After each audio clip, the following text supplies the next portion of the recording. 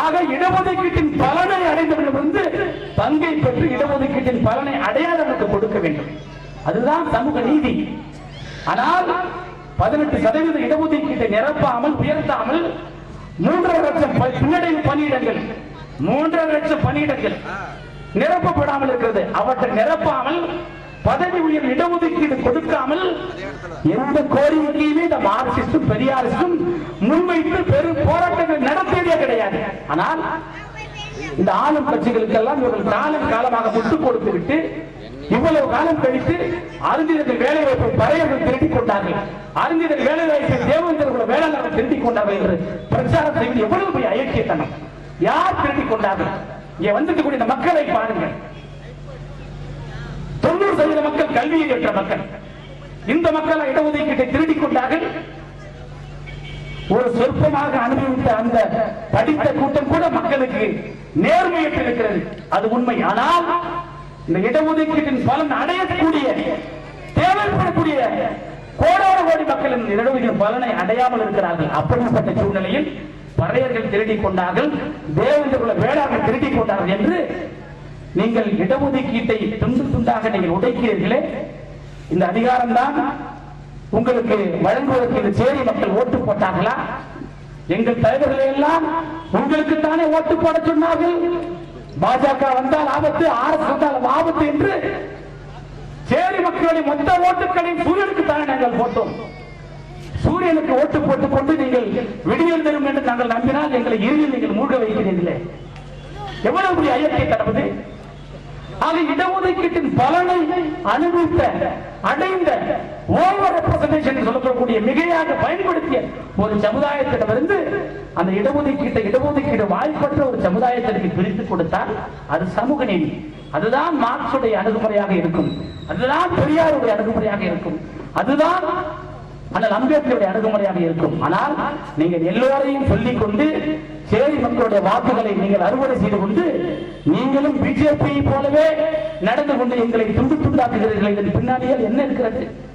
இந்திய துணை கொண்ட வரலாற்றை நீங்கள் உற்று பாருங்கள். எந்த கொள்கை எடுத்துக்கொண்டாலும் எதிரும் புதிருமாக தான் எல்லா கட்சியும் இருக்கும். காங்கிரஸ் ஒரு கருத்தை சொன்னால் பாஜக ஒரு கருத்தை சொன்னார், வட இந்தியா முழுவதும் ஒரு கருத்தை சொன்னால் தென் இந்தியா ஒரு கருத்தை சொல்லும்.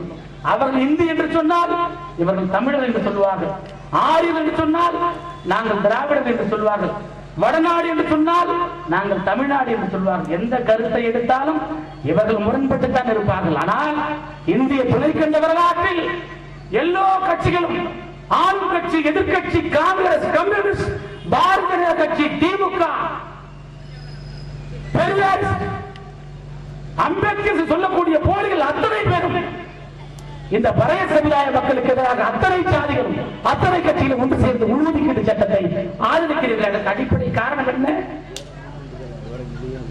ஒரு பெரும்பான்மை சாதியை துண்டு துண்டாக பிரித்து ஒரு அரசியல் சக்தியாக இந்த பட்டியல் சமுதாயம் மறந்துவிடக் கூடாது.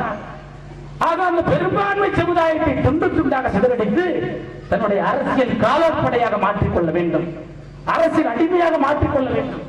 அவர்கள் அரசியல் விழிப்புணர்வு பெறக்கூடாது, அவர்கள் அதிகாரத்திற்கு ஆசைப்படக்கூடாது, அமைச்சரவையில் பங்கு கேட்கக்கூடாது, ஆளுகிற ஆசை அவர்களுக்கு வரக்கூடாது. அப்படி வந்தால் அது நிரந்தரமாக ஆண்டு கொண்டிருக்கக்கூடிய திராவிட கட்சிகளுக்கும் இந்துத்துவ கட்சிகளுக்கும் ஆபத்தாக முடியும்.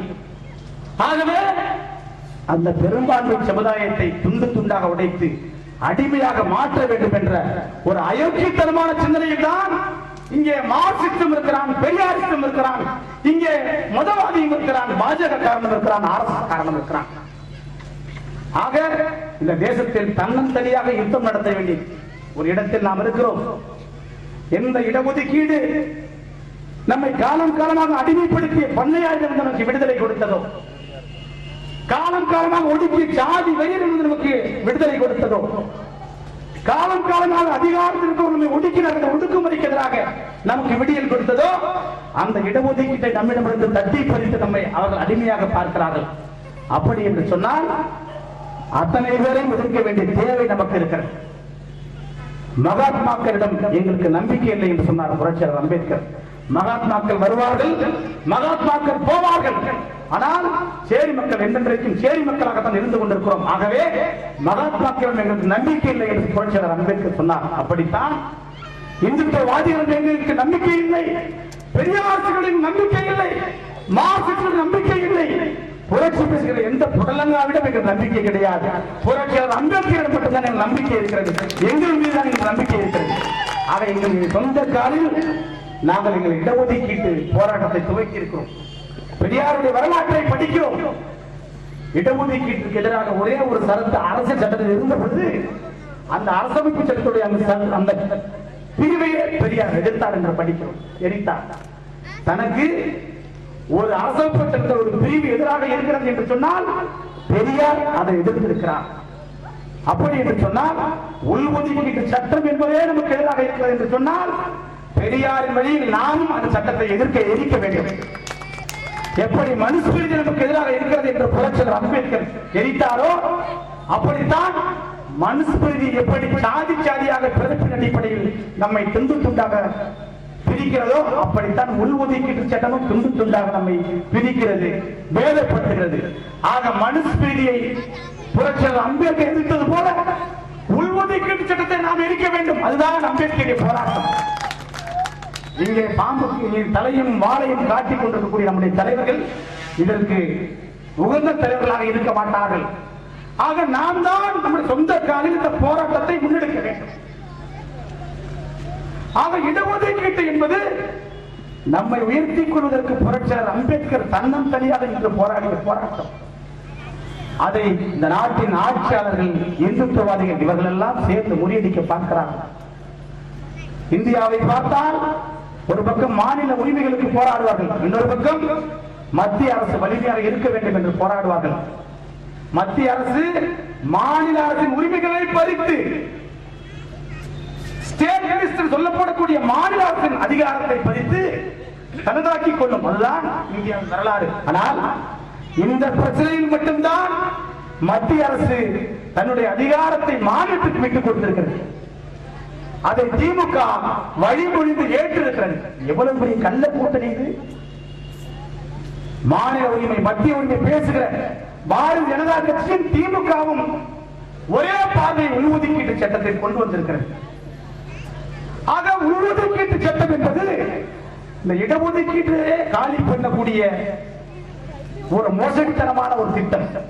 எப்படி புரட்சியாளர் அம்பேத்கர் 1932 பட்டப்பேசை மாநாட்டில் சாதி இந்துக்கள் எங்களுக்கு வாக்களிக்க கூடாது, சேரி மக்கள் மட்டும்தான் வாக்களித்து சேரி மக்களை தேர்ந்தெடுக்க வேண்டும் என்று செப்பரேட் எலக்ட்ரோட் சொல்லப்படக்கூடிய தனி வாக்காளர் தொகுதி கொண்டு வந்தாரோ, அதன் அடிப்படையில் இரட்டை வாக்காளர் தொகுதி, இரட்டை வாக்குரிமை கொடுக்கப்பட்டதோ, அவற்றையெல்லாம் காந்தி முறியடித்து இன்றைய தேர்தல் முறையை கொண்டு வந்தாரோ, அப்படித்தான்